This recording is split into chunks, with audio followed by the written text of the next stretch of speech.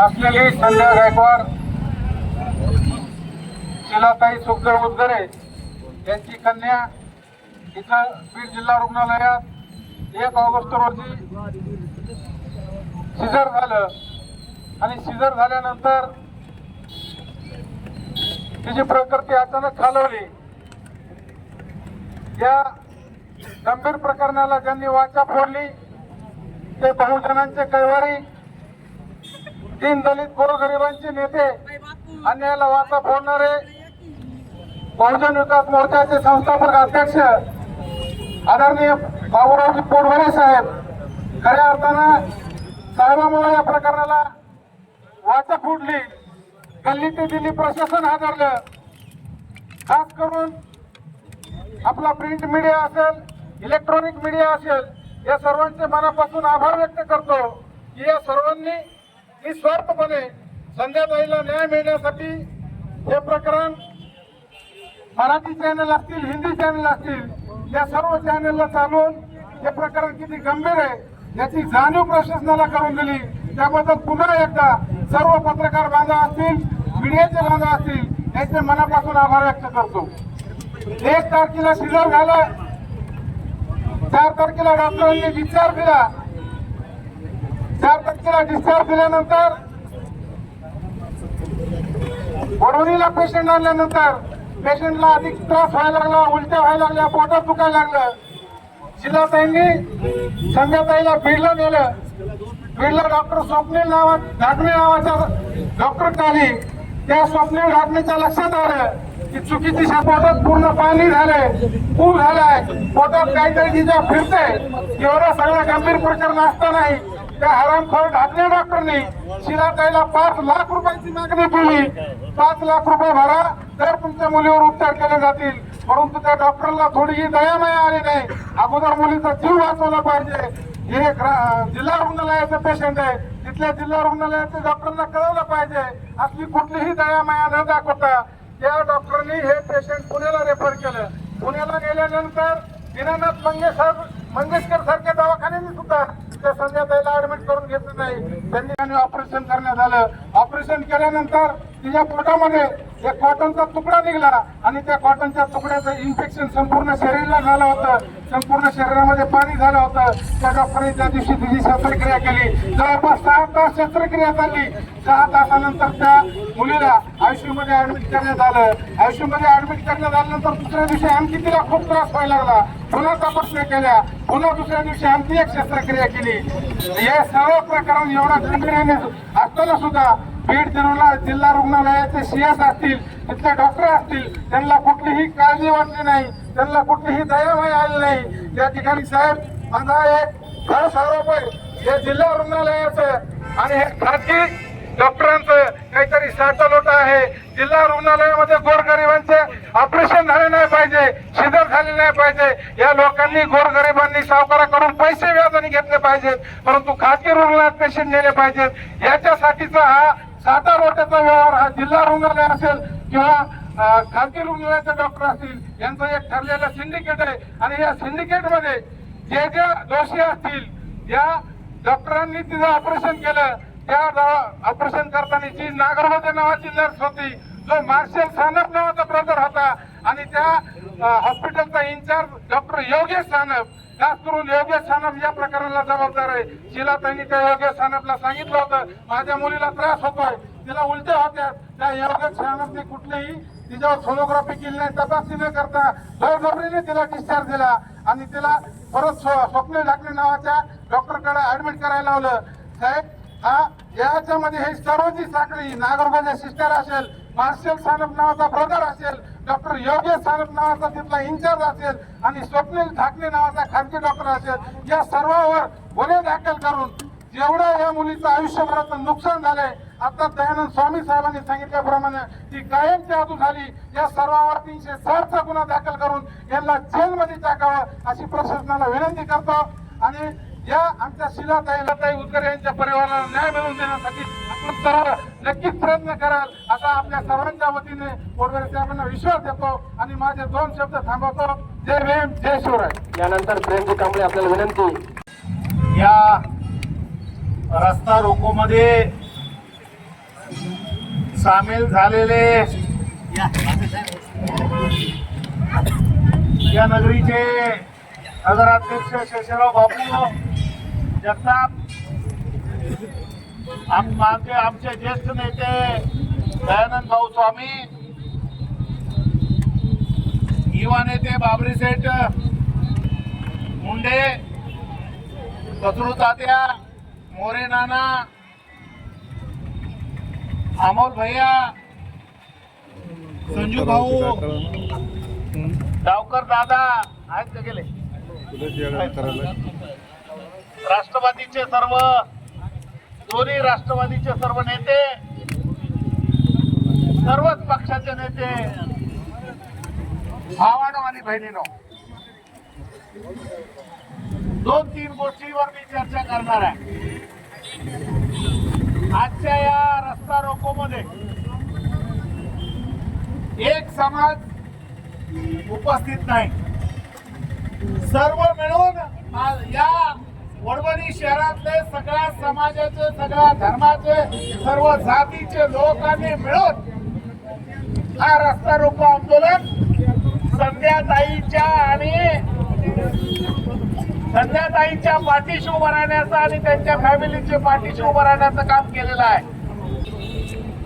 बसल्या बसल्या एक विनंती केली, तिला कुठे सुखदेवच्या बाजूला बसलो होतो मी शेषराव बापूला विनंती केली, तशी विनंती करायची गरज नव्हती. बाबरी सेठला विनंती केली, अमोल भैयाला केली, आता संजू भाऊला आणखी केली नाही मी विनंती.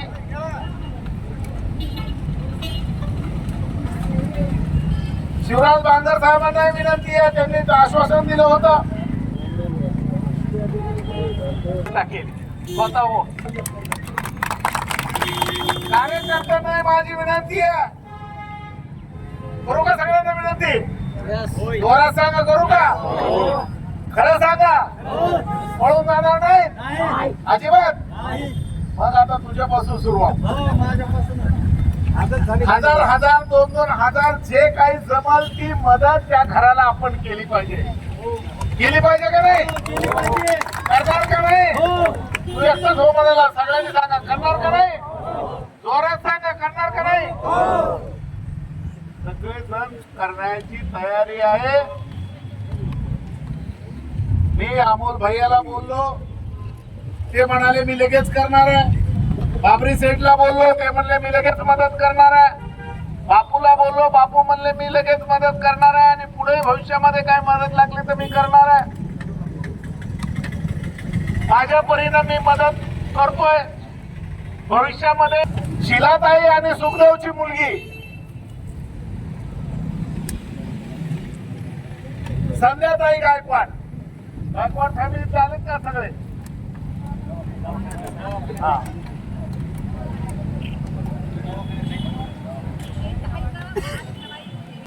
अहो तिचं युट्रस गर्भाशय काढून टाकला. स्त्रीच्या 19व्या वर्षाच्या मुलीच्या शरीरामध्ये गर्भाशय नसेल तर तिची काय अवस्था होत असेल? बाप्पा, काय अवस्था होत असेल? 19 वर्षाची मुलगी, तिचे हाताने 4 कोणी हे राक्षस आहेत, त्या राक्षसांच्या विरोधामध्ये आमची लढाई आहे. खाटी डॉक्टर खाटीकाट आता नाव घेतलं, बापूंनी नाव घेतलं. ढाकणेसारखा 5 लाख रुपये मागतो हा खाटीक स्वप्नील ढाकणे. प्रेम तिथे गेला तर तो पळून गेला. त्या दिवशीपासून तो तिथं नाही आहे. पण ऑपरेशन झाल्यानंतर इंचार्ज असणारा सानप, वाढ इंचार्ज असणारा सानप त्याला पोरगी तडफडून सांगते, तडफडते की माझ्या पोटामध्ये काहीतरी हलतंय. सानप म्हणतो ऍसिडिटी झाली. सानपचं हे काम होत की तिच्या पोटाची तपासणी करायला पाहिजे होती आणि तिच्या पोटामध्ये जर तपासणीमध्ये आढळलं असतं काही तर लगेच ते पोट ओपन करायला पाहिजे होतं. हे झालं नाही, एवढा प्रकार घडला नसता. आता सर्वांनी सांगितलंय या सगळ्या डॉक्टर वरती गुन्हे दाखल होऊन त्या डॉक्टरांना जेलमध्ये टाकण्याचं काम सरकारने केलं पाहिजे. म्हणून या बीड जिल्ह्याच्या सर्व आमदारांना, खासदारासहित खासदार बजरंग बाप्पा सोनवणे, मंत्री पंकजाताई मुंडे, माजी मंत्री धनंजयजी मुंडे, बीड जिल्ह्याच्या आष्टी मतदारसंघाचे आमदार सुरेश अण्णा धस,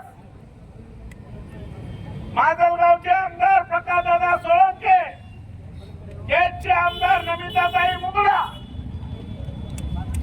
बीडचे आमदार संदीप भैया क्षीरसागर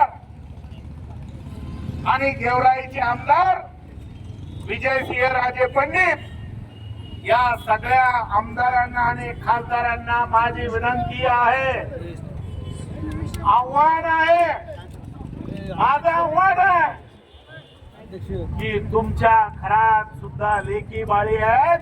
या लेकी बाळीचा विचार करा आणि सरकारकडे मागणी करा. या सगळ्या आमदार आणि खासदारांना माझी विनंती आहे. माझं तसं बोलणंही झालं, शिलाताईचं मी बोलणंही बऱ्याच आमदारांशी करून दिलेलं आहे. त्यांच्याकडे माझी मागणी आहे, दादा, या सगळ्या आमदाराकडे माझी मागणी आहे, खासदाराकडे मागणी आहे. या मुलीचं पुनर्वसन करावं लागेल, त्याच्याशिवाय मार्ग नाही. नाहीतर एकाही आमदाराला आमची लोक रस्त्यावरती फिरू देणार नाही. ती गोष्ट लक्षात घ्या. सर्व आमदारांकडून अत्यंत पॉझिटिव्ह चर्चा होते. काका दादांना मी विनंती केली होती घरी भेट द्या. काका दादा येणार आहेत असं शिशिराव बापू सांगतायत. दादांना विनंती केली होती मी. आणखी माझी विनंती आहे की दादांनी घरी भेट द्यावी. धनंजयजी मुंडे यांनी घरी भेट द्यावी. सुरेश धस साहेबांनी सुद्धा घरी भेट द्यावी. बीडला काय 25 किलोमीटर असणारे बीड, त्या संदीप भैया क्षीरसागरांनी घरी भेट द्यावी. आणि या सर्व आमदारांनी घरी भेट दिल्यानंतर त्यांच्या लक्षात येईल की या गोष्टीचं महत्व किती आहे, या गोष्टीचं महत्व किती आहे. बजरंग बाप्पाला तुम्ही बोला, राष्ट्रवादी काँग्रेसचे नेते इथे आहेत, त्यांना विनंती आहे की तुम्ही बजरंग बाप्पाला बोला, घरी भेट द्या. कारण हा माणुसकीचा विषय आहे. हा विषय कोणा जाती धर्माचा नाही, तर माणूसपणाचा विषय आहे. आपल्यामध्ये थोडी सगळ्यामध्येच आपल्यामध्ये थोडी माणुसकी शिल्लक असेल, आपण त्यांच्या त्या लहान लेकराचा विचार केला पाहिजे. त्या लहान 19 वर्षाच्या लेकीचा विचार आपण सगळ्यांनी मिळून केला पाहिजे. मी आता एवढंच म्हणेन, शेवटी जाता जाता मी एवढंच म्हणेन की या वडवणी शहरातल्या लोकांचं मी आभार व्यक्त करतोय. इथं सगळे चेहरे दिसतात, तर सर्व समाजाचे, सर्व धर्माचे, सर्व जातीचे, सर्व पक्षांचे चेहरे आज आहेत. आणि संजीव भाऊ, बाकीच्यांनी मला शब्द दिलाय तसा तुमच्याकडूनही मला शब्द पाहिजे दिला. संजीव भाऊने शब्द दिला. आपण हे झाल्यानंतर सुखदेवच्या घरी जाऊया, शिलाताईच्या घरी जाऊया आणि जी काय मदत आपल्याकडून होईल ती सगळी मदत त्यांच्या बाहेर बाजारात मदत करण्यापेक्षा घरी जाऊन सगळेजण मान सन्मानानं मदत करूया. ही मदत शिलाताईला नाही किंवा आमच्या सुखदेवला नाही, त्या बाळाला आहे आणि बाळाच्या आईला म्हणजे संध्याला आहे. आणि त्या संध्याच्या भविष्यासाठी मदत आहे. दागिने सोडवण्याचं काम तर आपण करू, पण तिचं भविष्य सुद्धा उभारलं गेलं पाहिजे. याच्यासाठी आपण सगळेजण यांच्या पाठीशी, शिलाताईच्या आणि सुखदेवच्या पाठीशी उभं राहण्याचं काम आपण केलं पाहिजे. कारण सुखदेवची परिस्थिती, शिलाताईची परिस्थिती सुद्धा फार हलाख्याची परिस्थिती आहे.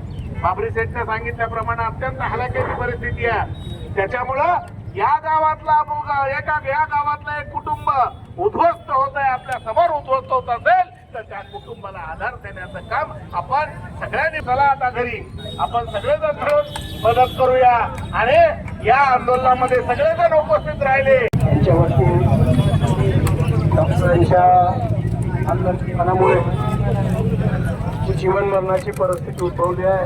त्यासाठी सर्व समाज बांधवांनी जो लढा उभा केला आहे त्याला सर्व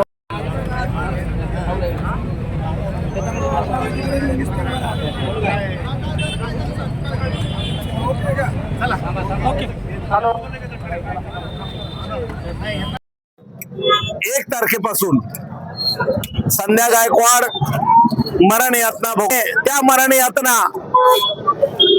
केवळ आणि केवळ जिल्हा रुग्णालय बीड या जिल्हा रुग्णालयाच्या गलथानपणामुळं आणि जिल्हा रुग्णालयातील डॉक्टर्स, खाजगी डॉक्टर्स यांच्यामुळं ती मरण यातना भोगते आणि त्या मुलीला न्याय मिळाला पाहिजे. जे कोणी दोषी डॉक्टर आहे त्याच्यामध्ये त्यांच्यावरती गुन्हे दाखल करून तिला अटक करण्याचं काम केलं पाहिजे अशी कळकळीची आव्हान मी सरकारला करतोय, सरकारकडे आव्हान करतोय.